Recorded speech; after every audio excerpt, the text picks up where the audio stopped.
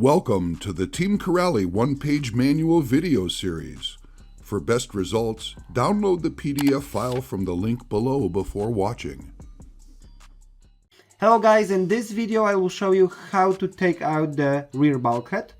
It's probably one of the most hidden part inside the RC car. But before you watch this video, please check this one. It contains all of the basic information of how to work on the RC car. So what I have now in my hands is of course not the whole car, only the rear end. Of course the video of how to do it you can already see in the description below. What I do prior to disassembling the bulkhead, I took off the shocks and the roll bar. Usually when I'm working on my cars and I'm preparing them, I always take the shocks out immediately, like after wheels and wing, and body of course. That's the second thing I do. And if I need to work on the suspension and parts here, I also take away the roll bar. You know, you can damage it. It's a bit annoying to have it installed because you need to reach to the drive shaft somewhere. Like, I rather take those two screws out and take out the roll bar to make my work more convenient. So anyway, we need to start disassembling. We'll try to do it with as little parts as possible.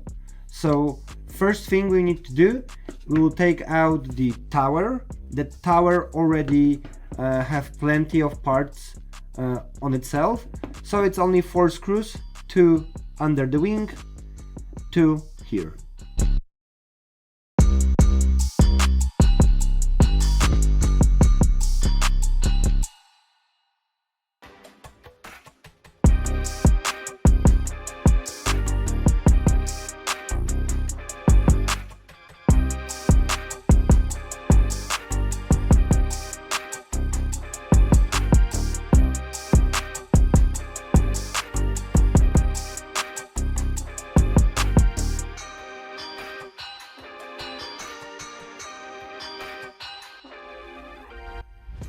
Alright, so as you can see, the top of the bulkhead is released.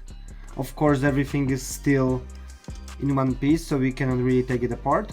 So now what we need to do is take out all of the braces, the suspension braces. So 2 screws here, 2 screws here.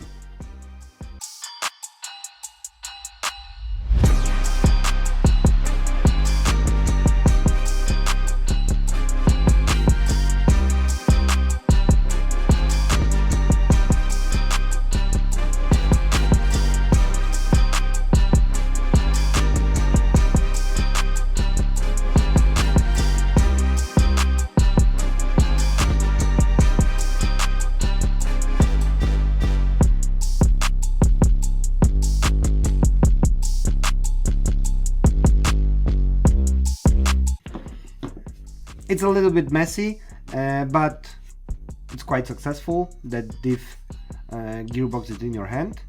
Now it's time to take out the cover, the differential of course, and these 2 screws from the top to unveil the inside.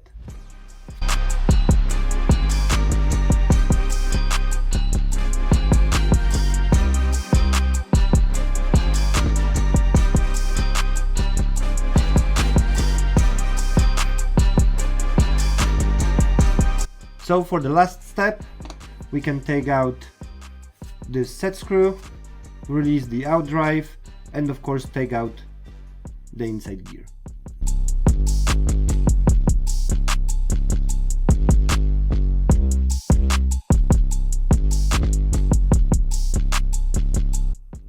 Alright, so we are finally here. The whole bulkhead is in your hands. Of course check the bearings if they are still in perfect shape. If you want to move this pin, this gear inside here, you can add washers in between the gearbox case and the bearing, so you can maneuver a little bit front and back if you need to change the gap between the gears. And of course, if it's a little bit loose because it wears out or something, you need to also add those little shims in between. So now what I want you to really remember is that you really need to take a look on this case, if everything is right, if this is not solid, if there's any scratches, any cracks, anything is not right here, it will kill your diffs. So be aware that this must be perfect, otherwise the gear alignment won't be perfect, and even with such a high-end CNC gears, it may just fall apart. So now let's put it back again, but before I do, I also want to highlight one last part. This outright have this little set screw inside. Please put a lot of thread locker here. It's very important. It's hard to reach from the outside, and it's a super pain in the ass if you want to take it out, if you want to put it back in when it's assembled on the car. So take your time, do it right, make it tight, and simply put it back together.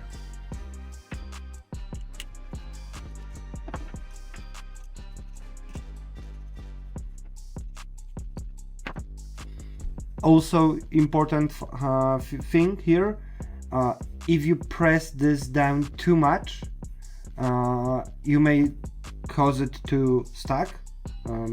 So before you tie it up, check if it moves freely, there's no too much of a play, and you are good to go.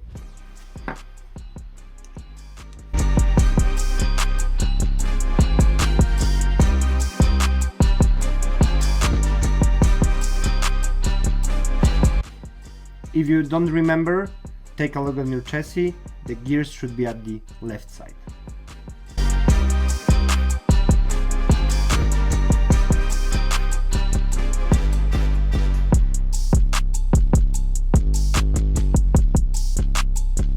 Alright, so that's probably the best moment to check the gap between the gears. As you can see, the whole case is assembled, like everything is rigid enough to check. It's super hard to show it on the video, but I will try. If you look closely, this gap should be like minimum. It should rotate very freely. There should be no glitches or anything like this. And all around, there's just a simple, small gap. If that's how your diff works, you are good to go.